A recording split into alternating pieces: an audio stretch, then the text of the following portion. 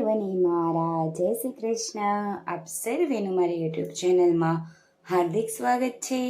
આજ રોજ શ્રાવણ માસનો પ્રથમ સોમવાર વીરપસલી વ્રત.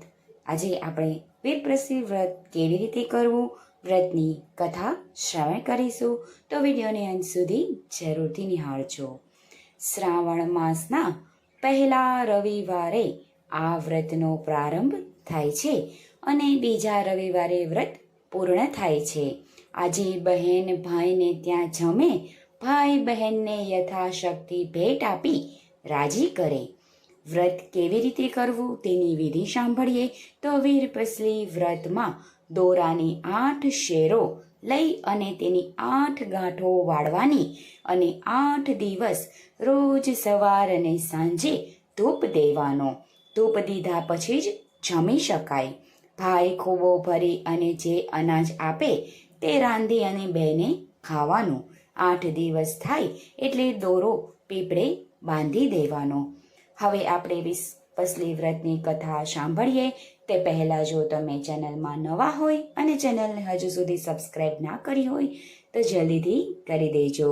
વિડીયો પસંદ આવે તો એક લાઈક આપી અને ચેનલને સબસ્ક્રાઈબ કરજો. વીરપસલી વ્રતની કથા. એક ખેડૂત હતો, તેમને 7 છોકરાઓ અને 1 છોકરી હતી. છોકરી પરણેલી ખરી પણ સાસરિયામાં વિરોધ થયેલી એટલે કોઈ તેડવા ન આવે. નાનો ભાઈ ભલો અને દયાળુ હતો, જ્યારે મોટા 6 ભાઈઓ કપટી હતા. તેને નાના ભાઈને અલગ કાઢી મૂક્યો હતો. શીલા સાંસારિકમાં કંકાસથી કંટાળી નાના ભાઈ સાથે રહેતી હતી. 7મો ભાઈ સૌથી નાનો એટલે તેને પરિશ્રમ કરે ત્યારે પેટ પૂરું પડતું. ડોસા ડોસી બહેન અને તેમની પત્ની બધા જ ભેગા રહે. ખાનારા ઝાઝા અને કમારાનો એકલો, એટલે એ નિર્ધન જ રહ્યો. બહેન નાના ભાઈને મદદ કરવા છે ભાઈઓના પાસે કામ માગવા ગઈ. ત્યારે અભિમાનથી તેમની ભાભીઓએ કહ્યું કે નણંદબા, તમારાથી થાય તો ઢોર ચરાવવાનું કામ કરો. બહેનને તો કામ જોઈતું હતું, આથી તેને હા પાડી. સાંજે ભાભીઓ જે કાંઈ પણ વધેલું ઘટેલું આપે તે ઘરે લઈ જઈ અને વહેંચી અને ખાઈ લેતી. એક વખત ઢોર ચારી અને કેટલીક છોકરીઓ તેને વ્રત કરતી જોઈ તો તેને પૂછ્યું કે બહેનો, તમે શું વ્રત કરો છો? છોકરીઓ બોલી કે આજે વીરપસલી છે, વીરપસલીના દોરાને લઈ જઈએ છીએ. આ વ્રત કરવાથી 12 માસ ભાઈને સુખ મળે છે. એ દોરા અમે ભાઈના જમણા હાથમાં બાંધીશું અને ભાઈનો ખોબો ભરાય એટલું અનાજ રાંધી અને જમીશું. બહેનને વિચાર કર્યો કે મારે 7 ભાઈઓ છે, 7 ભાઈઓમાં 6 ભાઈઓ તો બોલતા જ નથી. નાનો ભાઈ નિર્ધન છે, મારું વ્રત ઉજવશે કોણ? તો એ દોરો લેવા બેઠી.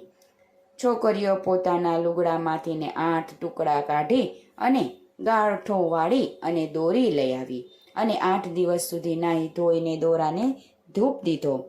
દોરાને ધૂપ દીધા પછી જમી અને 8 દિવસ દોરાની ઉજવી પીપળાને બાંધજે. બહેન તો દોરો લઈ આવી અને માતાને કહેવા લાગી કે માં, આજે તો વીરપસલીનો દોરો લીધો, ચૂલામાં દેવતા ઠારશો નહીં. માં કહે સારું. આ વાત 6 ભાભીઓ જાણી ગઈ.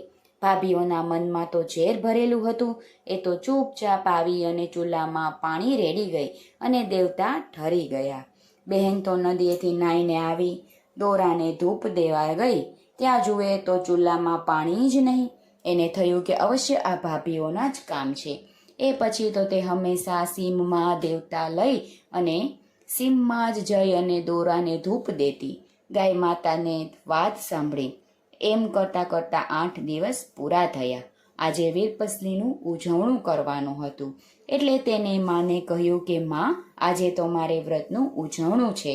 ભાઈ જે આપશે તે જ જમીશ. એ તો ભાઈને ત્યાં ગઈ અને પૂછ્યું, ભાભી, મારા ભાઈ ઘરે છે ને? ભાભી છણકામાં બોલી, તારા ભાઈને તું જાણે, હું શું કહું?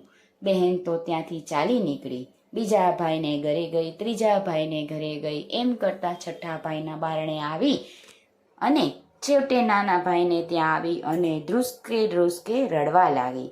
ભાભી, મારા ભાઈ ક્યાં છે? નાની બહેન કહી કે નણંદબા, એ બાથમાં છે.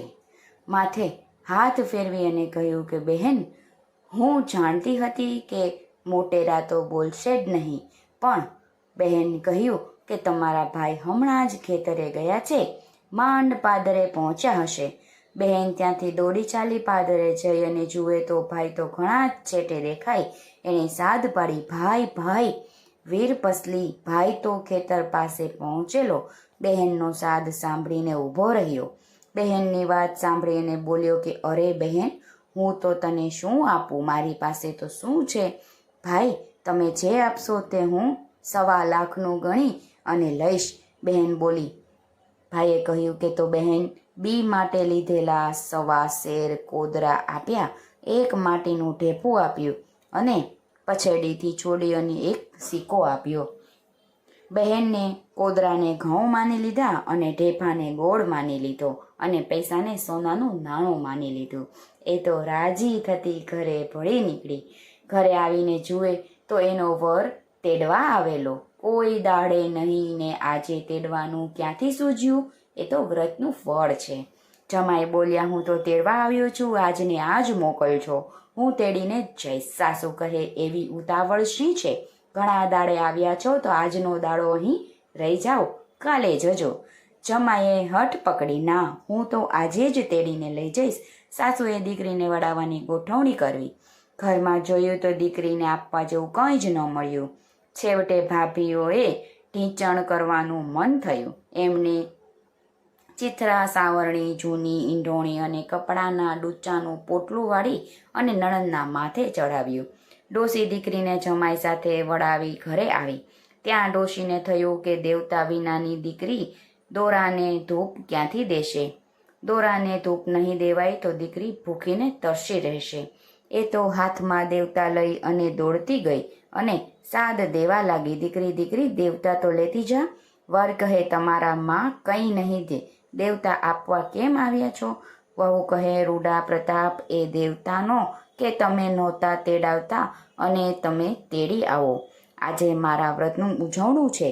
એમ કહી વરને વાવને ઢેકડો બેઠાડી વહુ નહાવા ઉતરી અને કહ્યું કે વરે પોટલું ખોલ્યું અને કહ્યું કે ક્યું ચીર આપું? વહુને થયું કે કેવા માડી ખેતરીને કરે. એ બોલી, અમારે નિર્ધનને હીરને ચીર ક્યાંથી? વરે લુગડું કાઢ્યું અને વહુ લુગડું જોયું તો કસબી કોરનું રૂપાળું અંબર ખરેલ પોટલામાં જાત જાતની મોંઘા મૂલની સાડીઓ થઈ ગઈ. એણે તો બહાર આવી અને હરખને હરખમાં દોરાને ધૂપ દીધો અને એના મનમાં થયું કે પૈસા આપું તો એ પાસેના ગામમાંથી સીધું લઈ આવે. છેડેથી ને પૈસા ખોલવા ગઈ તો સોનાનું નાણું થઈ ગયું. ઢેફું જોયેલો ગોળ થઈ ગયો. કોદરા જોયેલા તો ઘઉં થઈ ગયા. એના આશ્ચર્યનો પાર રહ્યો નહીં.